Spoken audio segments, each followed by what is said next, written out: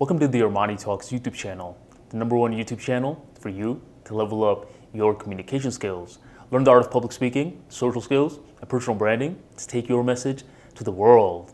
For today's episode, we're going to be talking about how to relax. Growing up, I wasn't the best academic student. I hated studying for these different tests where the teacher was going to tell me if I knew the subject or if I didn't know the subject. If you were to ask me what was my favorite class, I'd give you two of them. It was lunch and the gym. Lunch and the gym. Those two classes weren't really considered classes, but in my world, they meant a lot. I liked eating and I liked playing basketball.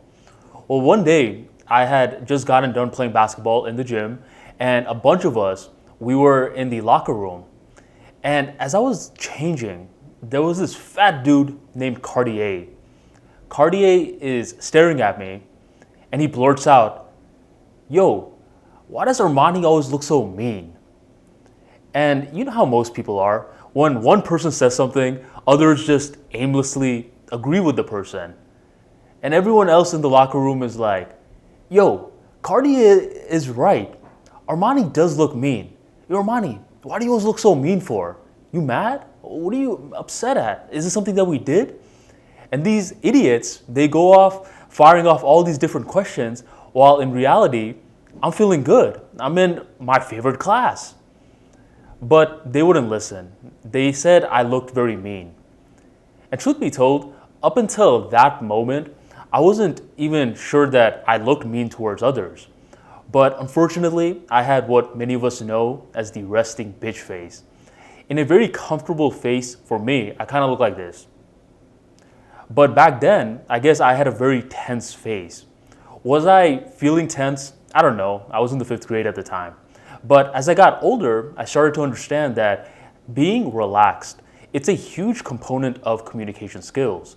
And if you're not feeling relaxed, it typically shows in your body language. You start becoming very jerky. Your eyes start darting all over the place. You just don't feel comfortable. And typically, when you don't feel comfortable, you're counting down the moments until the social interaction is going to end. But what is relaxation exactly? For most of us, it's just a word.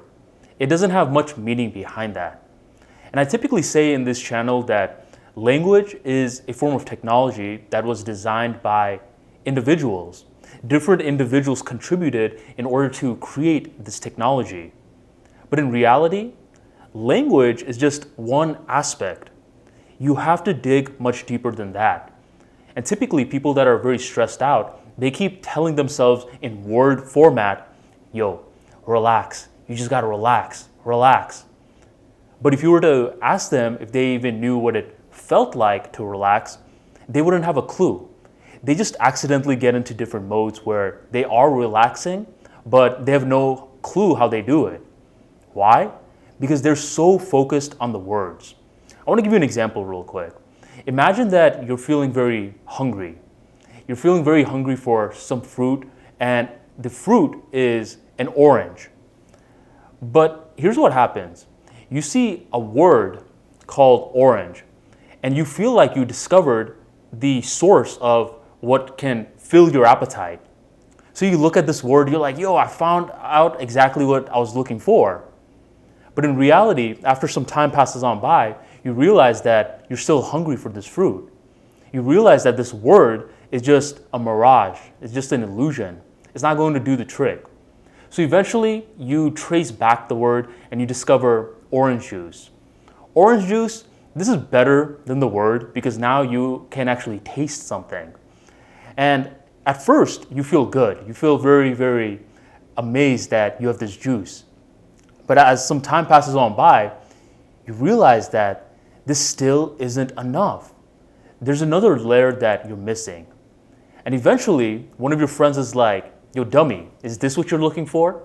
And he shows you an orange. And this right here, the orange, is the source. Not the word, not the juice, but the actual orange. And in today's episode, you're going to learn how to see past the word of relaxation, and you're going to trace back to the roots. So now you understand why relaxation is important. It's important because it spills over to your communication skills. And you have to understand how important it is by assigning it reality into your life. Don't just look at the word, but look at the actual reality. If you were to ask me what relaxation is, I would say it's having fun. It's unwinding. Now, in today's very, very complex world, we don't have too much time where we can just unwind. We can just relax. So that's where a hobby comes into play. A hobby is a certain activity that you do for your own pleasure. For me, I do this YouTube channel. I do the entire ArmaniTalks brand. That's my hobby. For Michael Jordan, it was basketball. He was quoted in an interview saying that, yo, I can't believe people actually pay me to play basketball. It's something that is my hobby. I enjoy doing it. Same with a lot of other greats. They have a certain hobby that they just keep delving themselves into, and they get so good to it that eventually people want to pay them so they can see them do what they enjoy. Doesn't that sound like a miraculous life? Well, it could be a possibility for you. A hobby is something that often has a lot of misconceptions regarding it. Some people think that this hobby that I'm going to do, it's going to be something that I can just unwind on. But that's not typically the case. When you invest in a hobby, and it doesn't matter what it is. For me, it's the YouTube channel, but for you, it could be something like gardening. It could be something like painting. It could be something like writing. You have to have the right expectations for it. It's going to eventually allow you to decompress and become a better version of yourself, but you have to understand that it's not always like this, or it's not always like this. Instead, a hobby is like this. And what does that mean? What that means is that there's going to be good days and there's going to be bad days. Good days, bad days. You have the wrong misconception towards hobbies when you think it's just going to come with the good. There's nothing in this world that comes just with the good. It comes with waves. And if you want to be someone who can relax, you want to understand what this one yogi said a while back. One questioned by one of his audience members how this yogi was able to relax so well. You know what the yogi said? He said, all yogis are good surfers. And everyone in the audience was like, surfers? You don't look like you could surf. What are you talking about? And he says, I surf the game of life. You see, within my internal world and my external world, I have ups and downs, sort of like waves. But me, being the great surfer that I am, I'm able to go around the waves. It doesn't bug me, but instead, I rise above anyways. So with this YouTube channel, some months is going very good. Some months is going very bad. Good, bad. But it is you that is going to be the only constant that stays in your hobby. So if you want to be able to relax, you need a certain hobby. And this hobby that you're going to choose, you need to stick with it for the ups and downs. If you think it's just going to be all up, then it shows that you're not thinking big picture. Instead, this hobby, all it's going to do is it's going to cause you more anxiety. It's going to make you tense up even more. Have the right expectations. You are going to be a surfer. So that's one part, the hobby. But here's what I've noticed about a lot of people that excel at their hobbies. They excel at their hobbies, but they're weird in everything else. That's why a lot of creative people get the weird definition. They get the weird definition because they are so amazing at their craft. I've seen musicians that knew how to sing, that knew how to dance. But once you would see them in interviews, they were like, well, I mean, yeah, sure. Soft voice, zero enthusiasm, zero personality. Overall, they are someone who excelled just here, but they didn't excel in the other parts of life. So is that relaxation to you? It doesn't look like relaxation to me. Instead, it looks like an illusion to me. The first part I said is you need to pick a hobby where you can stick with it through the ups and downs. The second part is to get this hobby and allow it to spill over to other parts of your life. This hobby, consider it a training ground for you to discover your own greatness. That's it. That's as simple as you can put it. Because typically in most of the world, people are trying to get you to act a certain way. When you were in school, for example, your teachers were trying to get you to act a certain way. They wanted you to study so you could pass and you could go on to the next grade. Now, this isn't bad, but this isn't something that you internally thought of yourself. The hobby allows you to truly delve into seeing what you're capable of. You're able to see, whoa, I didn't know I could do that. I didn't know I could do that either, or that, or that. And you keep seeing yourself rising above and you keep surprising yourself. And the more that you strengthen yourself in this world, don't just stop there. That's what a lot of these creative, weird people do. They just stop at that one part, they excel there, and they are bums in everything else. Instead, take the lessons that you learn here, the personality that you develop in this hobby, and allow it to spill over to other parts of your life. Eventually, you'll start seeing the true purpose of meditation. People that meditate for a long period of time, eventually they realize that it's something that just ingrains in them. People that meditate realize it's sort of like breathing. It's just something that incorporates into their personality, sort of like driving. When you drive, it's a part of your personality now. Same thing with the hobby. The relaxed state that you have in this hobby, it slowly starts spilling over to other parts of your world. But this time, you understand what the feeling of relaxation is. You understand it. Before, it was just a word. You were just like, yeah, I relax.